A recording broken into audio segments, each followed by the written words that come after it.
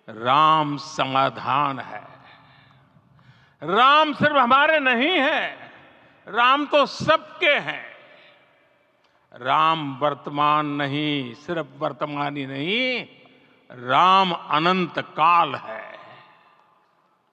साथियों, आज जिस तरह राम मंदिर प्राण प्रतिष्ठा के इस आयोजन से पूरा विश्व जुड़ा हुआ है, उसमें राम की सर्वव्यापकता के दर्शन हो रहे हैं।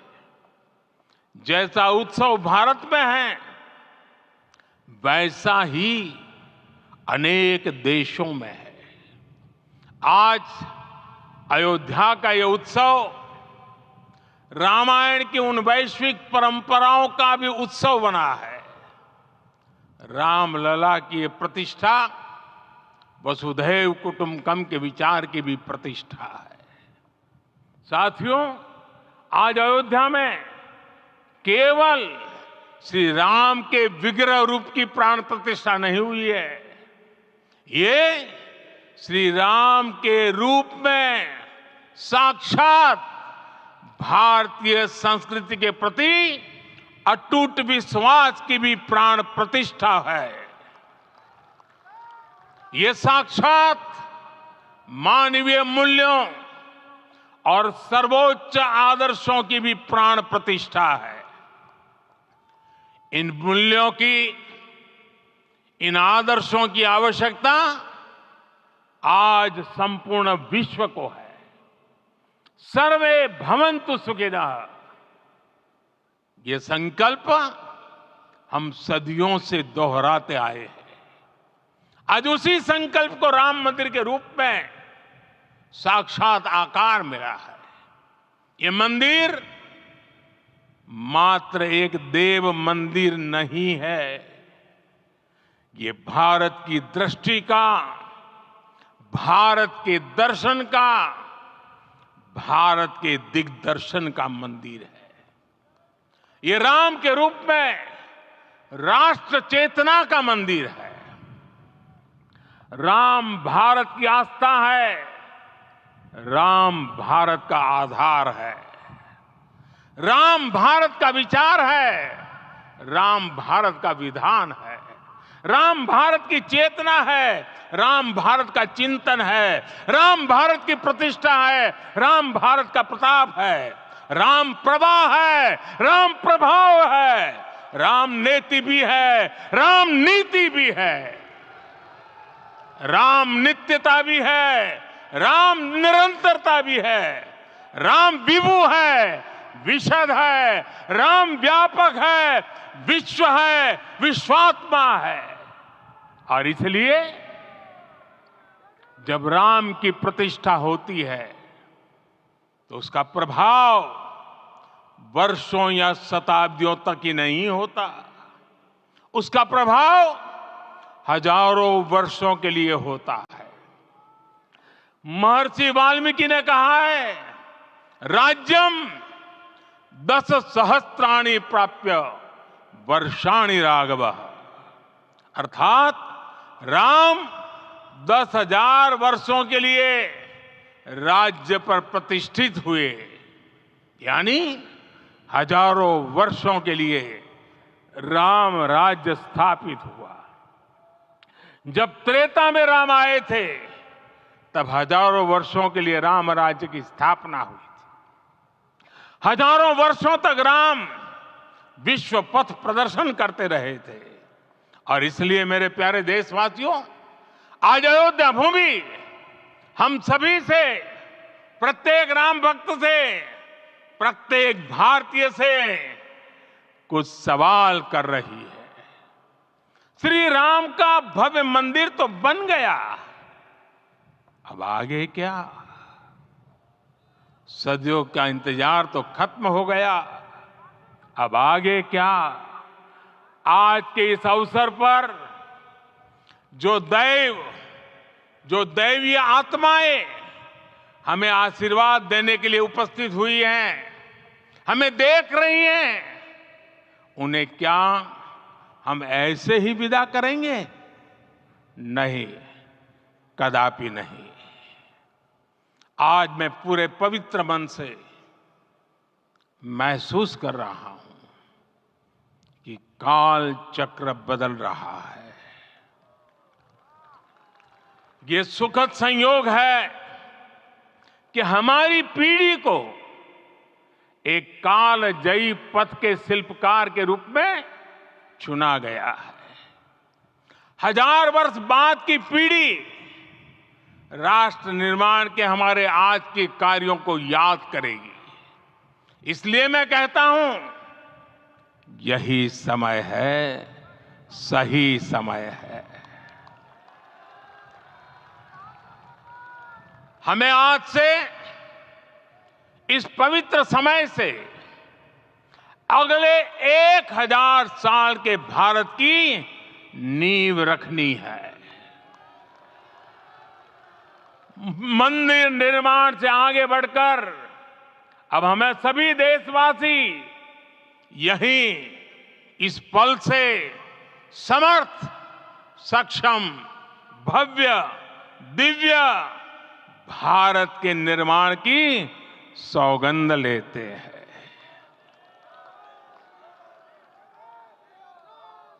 राम के विचार मानस के साथ ही जनमानस में भी हो, यही राष्ट्र निर्माण की सीढ़ी है।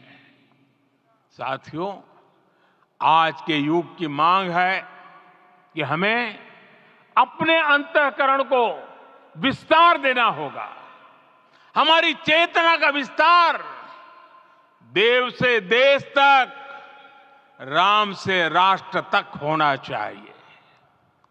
हनुमान जी की भक्ति, हनुमान जी की सेवा, हनुमान जी का समर्पण, ये ऐसे गुण हैं जिन्हें हमें बाहर नहीं खोजना पड़ता। प्रत्येक भारतीय में भक्ति, सेवा और समर्पण के भाव समर्थ, सक्षम, भव्य, दिव्य भारत का आधार बनेंगे। और यही तो है देव से देश और राम से राष्ट्र की चेतना का विस्तार। दूर सुदूर जंगल में, कुटिया में जीवन गुजारने वाली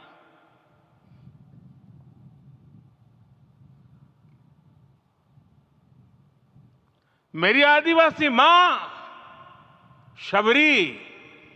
शबरी का ध्यान आते ही अप्रतिम विश्वास जागृत होता है।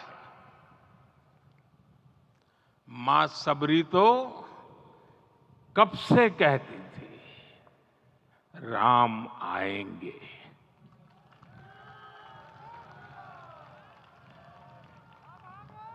प्रत्येक भारतीय में जन्मा यही विश्वास समर्थ, सक्षम, भव्य भारत का आधार बनेगा। और यही तो है देव से देश और राम से राष्ट्र की चेतना का विस्तार।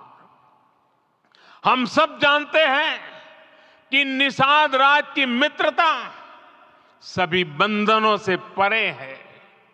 निषाद राज का राम के प्रति सम्मोहन, प्रभु राम का निषाद राज के लिए अपनापन कितना मौलिक है। सब अपने हैं, सभी समान है।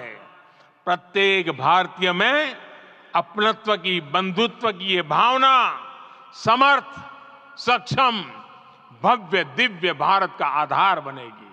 और यही तो है देव से देश और राम से राष्ट्र की चेतना का विस्तार। साथियों, आज देश में निराशा के लिए रत्ती भर भी स्थान नहीं है।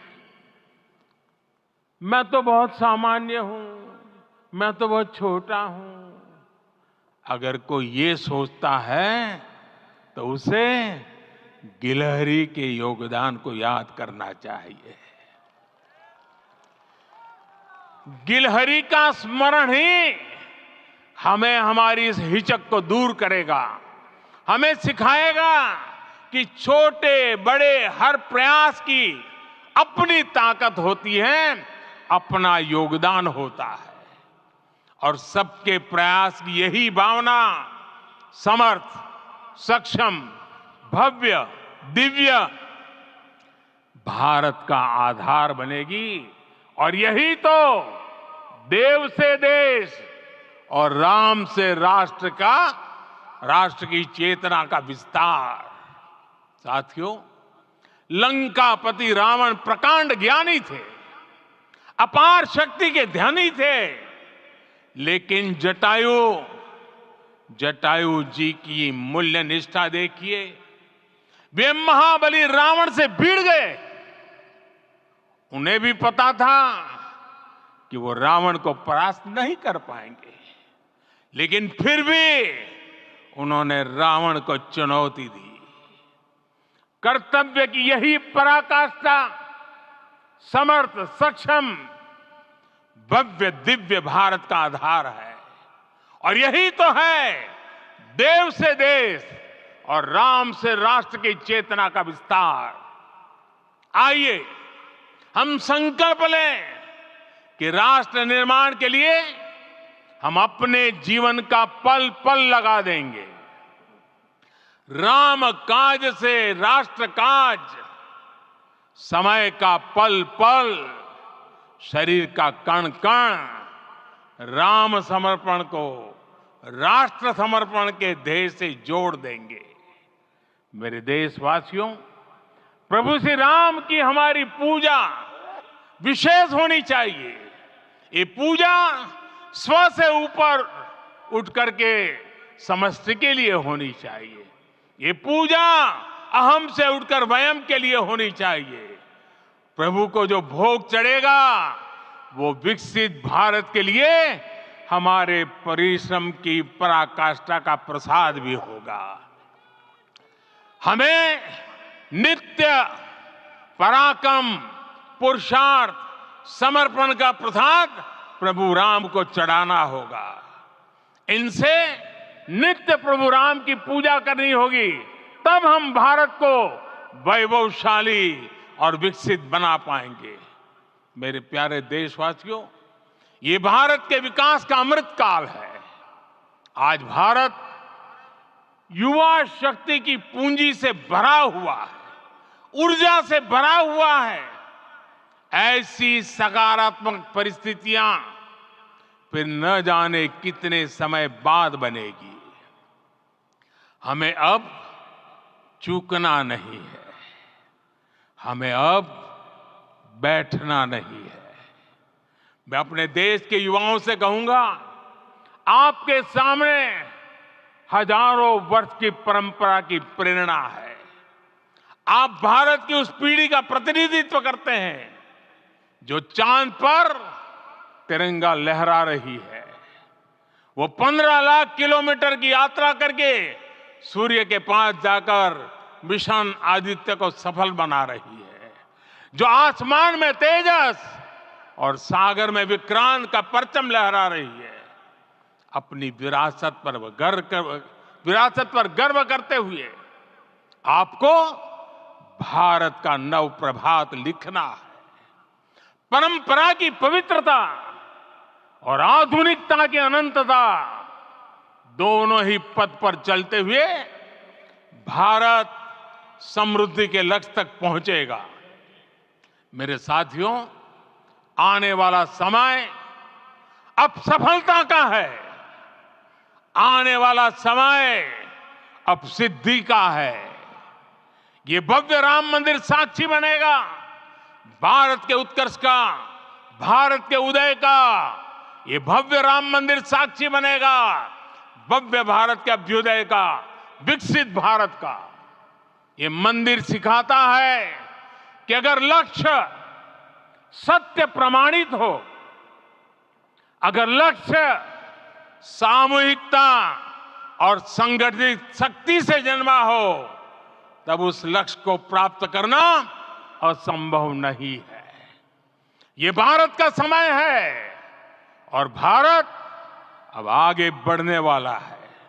शताब्दियों की प्रतीक्षा के बाद हम यहां पहुंचे हैं।